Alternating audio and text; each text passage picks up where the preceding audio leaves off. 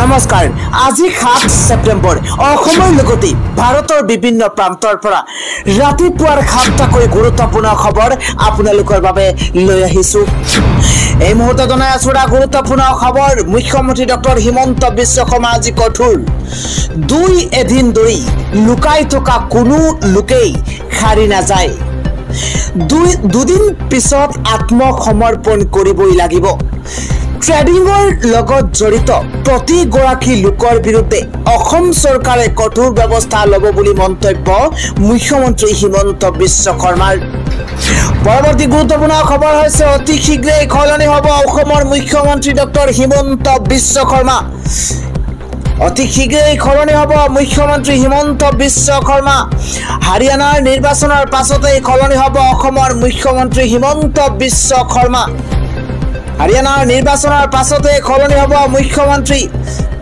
ইতিমধ্যে আৰম্ভ হৈ গৈছে মুখ্যমন্ত্ৰী হিমন্ত বিশ্ব শৰ্মাক আঁতৰোৱাৰ কুচকাৱাজ ৰাজনৈতিক প্ৰেক্ষাপটৰ এটা ব্ৰেকিং নিউজ ইতিমধ্যে আৰম্ভ হৈ গৈছে মুখ্যমন্ত্ৰী হিমন্ত বিশ্ব শৰ্মাক গাদীৰ পৰা আঁতৰাই দিয়াৰ কুচকাৱাজ সীমা চেৰাই গৈছে হিমন্ত বিশ্ব শৰ্মাই মূৰ গৰম হৈ আবুল তাবুল কথা কৈছে মুখ্যমন্ত্ৰী হিমন্ত বিশ্ব শৰ্মাই নিজকে মানুহৰ খাৰিটো ৰখা নাই হিমন্ত বিশ্ব শৰ্মাই এইদৰে কোনে মন্তব্য কৰিছে জনোৱাৰ চেষ্টা কৰিম গাদী লৰিছে বাবেই হতাশগ্ৰস্ত হৈ পৰিছে মুখ্যমন্ত্ৰী গৰাকী বিজেপিৰ লোকেও মুখ্যমন্ত্ৰী হিমন্ত বিশ্ব শৰ্মাক বেয়া পায় আমনি পোৱা হৈছে মুখ্যমন্ত্ৰী গৰাকীক লৈ অসন্তুষ্টি বিজেপিৰ অধিকাংশ নেতা কৰ্মী সাংসদ পদ ত্যাগ কৰি পুনৰ বিধানসভাত যুঁজিবলৈ মন গৈছে মুখ্যমন্ত্ৰী হিমন্ত বিশ্ব শৰ্মাৰ বিৰুদ্ধে সন্মুখৰ পৰা যুঁজিবলৈ মন গৈছে দুবৰিত এইদৰে হিমন্ত বিশ্ব শৰ্মাক টাৰ্গেট কৰি মহা বিস্ফোৰক মন্তব্য কৰিছে কংগ্ৰেছৰ সাংসদ ৰকিবুল হুছেইনে পৰৱৰ্তী আন এক গুৰুত্বপূৰ্ণ খবৰ হৈছে শৃংখল চলিখাক এবাৰ উভতি ধৰিছে বহুবল্কী বিধায়ক ৰূপজ্যোতি কৰ্মীৰ তৰফৰ পৰা কোৱা হৈছে যে বীৰ লাচিত খানাৰ নেতা শৃংখল চলিহাৰ মূৰত গণ্ডগোল আছে আমি জনাই আছো বিশেষ খবৰ কিয়নো বীৰ লাচিত খানাৰ নেতা শৃংখল চলিহাৰ মূৰত গণ্ডগোল আছে বুলি মন্তব্য ৰূপজ্যোতি কৰ্মীৰ কেৱল সিমানেই নহয় শৃংখল চলিহা মোৰ বাবে এটা সৰু বাচ্চা বুলি মন্তব্য এবাৰ ৰূপজ্যোতি কৰ্মীৰ ডাঙৰ খবৰ জনোৱাৰ চেষ্টা কৰিছো শৃংখল চলিহা আমাৰ বাখাত এটা মস্ত ফকৰ এই মন্তব্য কৰিছে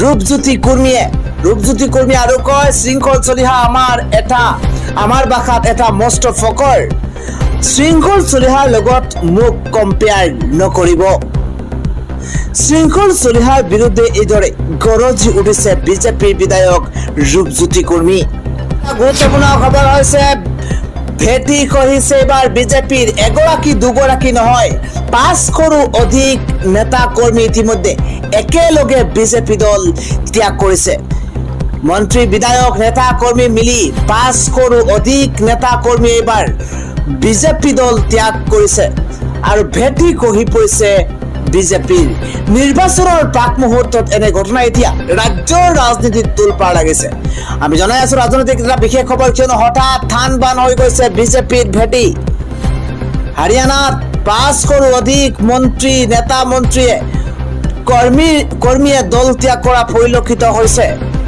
নিৰ্বাচনৰ সময়ত এইদৰে দেখিবলৈ পোৱা গৈছে এক প্ৰকাৰৰ খহনি আৰম্ভ হৈছে বিধানসভা নিৰ্বাচনৰ পূৰ্বে কেন্দ্ৰত হাহাকাৰময় পৰিস্থিতিৰ সূচনা হৈছে এটা ব্ৰেকিং নিউজ জনোৱাৰ চেষ্টা কৰিছো শাসনত থকা বহু মন্ত্ৰীয়েও এৰিছে বিজেপিৰ গেৰুৱা দল ইতিমধ্যে দল এৰি অন্য দললৈ ঢাপলি মেলিছে একাংশ বিজেপিৰ নেতা কৰ্মীয়ে হাৰিয়ানাৰ নিৰ্বাচনৰ প্ৰথমখন তালিকা ঘোষণা হোৱাৰ পাছতে দলীয় ভাঙন আৰম্ভ হৈছে প্ৰাক্তন মন্ত্ৰীৰ লগতে বহু দলীয় কৰ্মীৰ নিজ দলক লৈ অসন্তুষ্টি প্ৰকাশ কৰিছে এটা ব্ৰেকিং নিউজ মন্ত্ৰী ৰঞ্জিত সিং বিধায়ক লক্ষ্মণ দাসৰ দলত্যাগৰ পাছতে এতিয়া দলত খলকনিৰ সৃষ্টি হৈছে প্ৰাক্তন মন্ত্ৰী কৰণ কাম্বুজে মুখ্যমন্ত্ৰীৰ বিৰুদ্ধে আনিছে ভয়ংকৰ অভিযোগ নিৰ্বাচনৰ পূৰ্বেই মুখ্যমন্ত্ৰীৰ গাদী কহাই দিয়াৰ ভৱিষ্যতবাণী দিছে কৰণ কম্বোজে। পদত্যাগ কৰাসকলৰ ভিতৰত আছে অৰ্ধ শতাধিক বিধায়কৰ লগতে মন্ত্ৰীও। শক্তি মন্ত্ৰী ৰঞ্জিত সিং, ৰাজ্যিক মন্ত্ৰী বিকম্বৰ সিং, বিধায়ক লক্ষ্মণ লাপাৰুৰ পদত্যাগ। কেৱল সিমানেই নহয়, অমিত জৈন, সোমেশ্বৰ গিল, দৰ্শন গিৰি মহাৰাজ, আদিত্য চৌটালা, সাবিত্ৰী জিন্দলৰো পদত্যাগ দেখিবলৈ পোৱা গৈছে। দীৰ্ঘদিন ধৰি দলত সেৱা আগবঢ়োৱা দলৰ পৰা বঞ্চিত হৈছিল এইসকল আৰু বিজেপিৰ খহনীয়াৰ পাছতে ক্ৰমাৎ শক্তি বৃদ্ধি পাইছে কংগ্ৰেছৰ। পৰৱৰ্তী গুৰুত্বপূৰ্ণ খবৰ হৈছে দেশ জোকাৰি যোৱা ধিং কাণ্ডৰ মূল 2 অভিযুক্তক আৰক্ষীয়ে কালি নিশা গ্ৰেপ্তাৰ কৰিছে। আমি জনাই আছো বিশেষ খবৰ, ধিং কাণ্ডৰ 2 পলাতক অভিযুক্তক আৰক্ষীয়ে ইতিমধ্যে গ্ৰেপ্তাৰ কৰিছে। নাগালেণ্ডৰ পৰা গ্ৰেপ্তাৰ হৈছে 2 ধৰ্ষণকাৰী। আৰক্ষীৰ জালত পৰিছে 2 গৰাকী, ফৰিদুল ইছলাম আৰু গোলাপ উদ্দিন। 2 গৰাকীক আৰক্ষীয়ে গ্ৰেপ্তাৰ কৰিছে বুলি জানিব পৰা গৈছে। পলাতক অৱস্থাত আছিল। ধিং কাণ্ড আপোনাৰ নিশ্চয় মনত আছে। ধিং কাণ্ডৰ অভিযুক্ত 2 গৰাকীকে ফৰিদুল আৰু গোলাপ 2 গৰাকী আৰক্ষীয়ে কৰায়ত্ব কৰিবলৈ সক্ষম হৈছে। 2 অভিযুক্তক পলাতক ঘোষণা কৰিছিল নগাঁও আৰক্ষী আৰু অৱশেষত গ্ৰেপ্তাৰ কৰা হৈছে। নাগালেণ্ডৰ পৰা নগাঁওলৈ আনি থকা হৈছে 2 অভিযুক্তক। ৰাজ্যবাসীৰ কাৰণে সবাতোকৈ গুৰুত্বপূৰ্ণ খবৰ হৈছে এইবাৰ আমিনুল ইছলামে মুখ্যমন্ত্ৰী হিমন্ত বিশ্ব শৰ্মাক উদ্দেশ্য কৰি দেশৰ পৰিস্থিতিৰ এটা ডাঙৰ মন্তব্য কৰিছে। আমি জনাই আছো বিশেষ খবৰ, কৈছে আমিনুল ইছলামে মুছলমান নাবালিকা কুকাণ্ডৰ হৈ আছে। সেই কুকাণ্ডক দেখিয়েই হিমন্ত বিশ্ব শৰ্মাক কিয় নিমাত? ডাঙৰ প্ৰশ্ন উত্থাপন কৰিছে। নিমাত কিয় হৈ পৰিছে মুখ্যমন্ত্ৰী হিমন্ত বিশ্ব শৰ্মা? আমি জনাই আছো বিশেষ খবৰ, কিয়নো হিন্দুৱে অশ্লীল কাণ্ড কৰিলে নিমাত থাকে মুখ্যমন্ত্ৰী হিমন্ত বিশ্ব শৰ্মা। ডাঙৰ অভিযোগ উত্থাপন কৰিছে। কেৱল সিমানেই নহয়, হিন্দু লোকে ধৰ্ষণ কৰিলে মুখ্যমন্ত্ৰীৰ কোনো প্ৰতিক্ৰিয়া নাথাকে। শিক্ষক দিৱসৰ দিনাই মুছলমান নাবালিকাক ধৰ্ষণ কৰিছিল হিন্দু শিক্ষকে। এটা ব্ৰেকিং নিউজ বন দিব, যদি নাবালিকা গৰাকী হিন্দু হলহেঁতেন অসম গৰম কৰিলেহেঁতেন মুখ্যমন্ত্ৰী গৰাকীয়ে। এটা বিশেষ খবৰ, এগৰাকী মুছলমান নাবালিকাক শিক্ষক দিৱসৰ দিনাই কাজল শইকীয়াৰ কৰিছিল কুকাণ্ড কৰি গ্ৰেপ্তাৰ হৈছে শিক্ষক কাজল শইকীয়া। ধুবুৰীত সংঘটিত হৈছিল এই ঘটনা। কিন্তু নাবালিকা গৰাকী মুছলমান হোৱাৰ বাবে কোনো প্ৰতিক্ৰিয়া নিদিলে মুখ্যমন্ত্ৰী গৰাকীয়ে।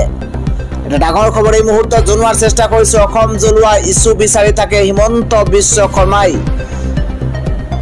মুখ্যমন্ত্ৰী গৰাকীক কঠোৰ সমালোচনা কৰিছে এইবাৰ আমিনুল ইছলামে। আমিনুল ইছলামে কয় যে হিন্দুৱে অশ্লীল কাণ্ড কৰিলে নিমাত হৈ থাকে হিমন্ত বিশ্ব শৰ্মা। পৰৱৰ্তী আন এটা ভাল খবৰ হৈছে ৰাজ্যৰ নিবনুৱা যুৱক যুৱতীলৈ আহিছে ভাল খবৰ, কিয়নো CISFত ওলাইছে নতুনকৈ 1130টাকৈ চাকৰি। এই খবৰটো আমি MH লাইভৰ দৰ্শকসকলৰ বাবে লৈ অহাৰ চেষ্টা কৰিছো, কিয়নো CISFত ওলাইছে নতুনকৈ চাকৰি। আপুনি যদি চাকৰি প্ৰত্যাশী হয়, আপোনাৰ যদি এটা চাকৰিৰ দৰকাৰ আছে, তেন্তে এই খবৰটো শেষলৈকে আপুনি ভালদৰে চাওক। CISFত ওলাইছে চাকৰি। এই চাকৰিৰ বাবে, এই পদৰ বাবে কিদৰে আপুনি আবেদন কৰিব, আমি সম্পূৰ্ণ সবিশেষ লৈ অহাৰ চেষ্টা কৰিছো। চাকৰি বিচাৰি যুৱক যুৱতীৰ বাবে ভাল খবৰ। যিসকলে চাকৰি বিচাৰি আছে, চাকৰি বিচৰা যুৱক যুৱতীৰ বাবে ভাল খবৰ। 30 ছেপ্টেম্বৰৰ ভিতৰত যুৱক যুৱতী কৰিব পাৰিবে এই পদসমূহৰ বাবে আবেদন। অনলাইন যোগেহে কৰিব পাৰিব চাকৰি প্ৰাৰ্থীয়ে আবেদন। অনলাইন যোগে কৰিব পাৰিব। CISFৰ তৰফৰ পৰা বিচৰা হৈছে আবেদন। CISFৰ অগ্নি নিৰ্বাপকৰ জোৱানৰ পদৰ বাবে বিচৰা হৈছে আবেদন। আবেদনকাৰী প্ৰাৰ্থীসকল ভাৰতীয় হ'ব লাগিব। কিছু নীতি নিৰ্দেশনা দিয়া হৈছে। প্ৰাৰ্থীসকলে অনলাইন যোগে লাভ কৰিব এডমিট কাৰ্ড। CISFRECTT.CISF.in এই ৱেবছাইটৰ পৰা ডাউনলোড কৰিব পাৰিব এডমিট কাৰ্ড। আবেদনকাৰীৰ প্ৰাৰ্থীৰ ন্যূনতম কোয়ালিফিকেশন 10 পাস হব লাগিব, 10ম শ্ৰেণী উত্তীৰ্ণ হব লাগিব। ইতিমধ্যে উল্লেখ কৰা হৈছে এই পদসমূহৰ আবেদন কৰিবৰ কাৰণে 10ম শ্ৰেণী উত্তীৰ্ণ প্ৰাৰ্থীৰ প্ৰয়োজন। ৰাজ্যবাসীৰ কাৰণে আৰু এটা ভাল খবৰ হৈছে 2 অক্টোবৰৰ পৰা আৰম্ভ হ'ব মিছন বসুন্ধৰা 3.0। মাটি বাৰী কাম কাজ যদি আপোনাৰ বাকী আছে তেন্তে আপুনি মিছন বসুন্ধৰা 3.0ৰ জৰিয়তে বহু কাম কাজ কৰিব পাৰিব। আমি জনাই আছো বিশেষ খবৰ, মাটি বাৰী কাম কাজক লৈ আহি গৈছে নতুন নিয়ম, আহি গৈছে 3.0। 2 অক্টোবৰৰ পৰা আৰম্ভ হ'ব মিছন বসুন্ধৰা 3। এটা বিশেষ খবৰ জনাইছো, মিছন বসুন্ধৰা 1 আৰু 2ৰ পিছতে এবাৰ চৰকাৰে মিছন বসুন্ধৰা 3 কাৰ্যকৰী কৰিছে। মাটি বাৰীৰ কাম কাজৰ বাবে আপুনি এতিয়া আৰু অধিক সহজ হৈ পৰিব। 2 অক্টোবৰৰ পৰা আপুনি কৰিব পাৰিব মিছন বসুন্ধৰা 3.0ৰ কাম। নিৰ্দিষ্ট সময়ৰ ভিতৰত সম্পন্ন কৰা হ'ব মাটি বাৰী সম্পৰ্কীয় সকলো কাম কাজ। এটা বিশেষ খবৰ, বসুন্ধৰা 3.0 পুনৰীক্ষণ কৰা হ'ব পূৰ্বে বাতিল হোৱা বহু আবেদন পত্ৰ আৰু নামজাৰি ভাটুৱাৰা আদিৰ কাম সম্পূৰ্ণ অনলাইন যোগে আবেদন কৰিব লাগিব। অনলাইনত আবেদন কৰাৰ পিছতে নিৰ্দিষ্ট সময়সীমাৰ ভিতৰত সম্পন্ন কৰা হ'ব ভূমি সংক্ৰান্তীয় কাম কাজ। আৰু খাজানা লোৱা সন্দৰ্ভতো আহিছে নতুন খবৰ। এটা ভাল সুযোগ দিছে চৰকাৰে, কিয়নো অনলাইন আৰু অফলাইন দুয়োটা পদ্ধতিৰে এতিয়াৰ পৰা আপুনি মাটিৰ খাজানা দিব পাৰিব। এবছৰৰ বাবে এই প্ৰক্ৰিয়া অব্যাহত ৰখাৰ ক্ষেত্ৰত অনুমোদন জনাইছে ৰাজ্যিক কেবিনেটে।